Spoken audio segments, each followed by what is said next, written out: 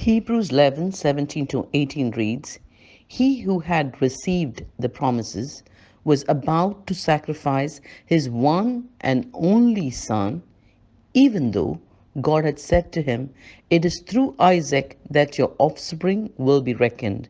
That means your descendants shall come from Isaac." The word translated received here is different from the usual word for received that we find in the Bible. It is a legal term that means to undertake or assume responsibility for something. Abraham had received the promises of God concerning the future generations through Isaac, who would inherit the land of Canaan and become a mighty nation. He was now the caretaker or keeper of those promises God had entrusted him with Isaac, and now Abraham was responsible to take care of Isaac and to watch over him in response to God's promises. What do we learn about faith through Abraham in this commission given? Faith obeys God even when we can't understand. Look at what God was asking Abraham to do here. Isaac was the one and only son of promise born to Sarah, his wife, after long years of waiting. He was a miracle child born to them in their old age and despite Sarah's barren womb. And now, after all these years of waiting and raising him up with much love, care, and concern, God was asking Abraham to offer him as a sacrifice. What would you have done if this commission of obedience was asked from you? Apart from asking him to obey, there was a conflict here too with God's promise. Isaac was a key to the fulfillment of God's promise. Abraham faced a great conflict between God's command versus God's promise.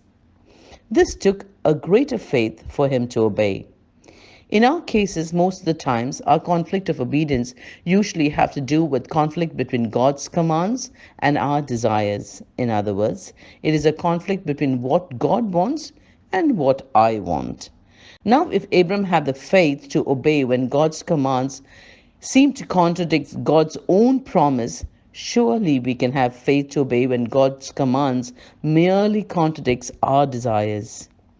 Why are we so willing to claim God's promise but not so hesitant to obey God's commands? Aren't they coming from the same God? Even in those instances when we truly do not understand God, He still calls us to obey.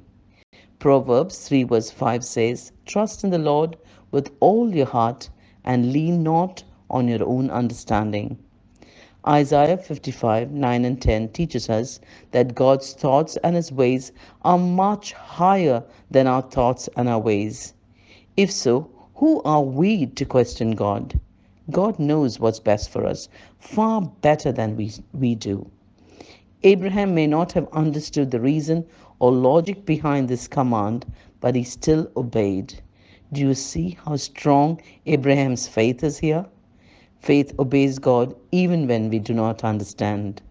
Are you willing to take that step of faith in your life like Abraham? Be blessed.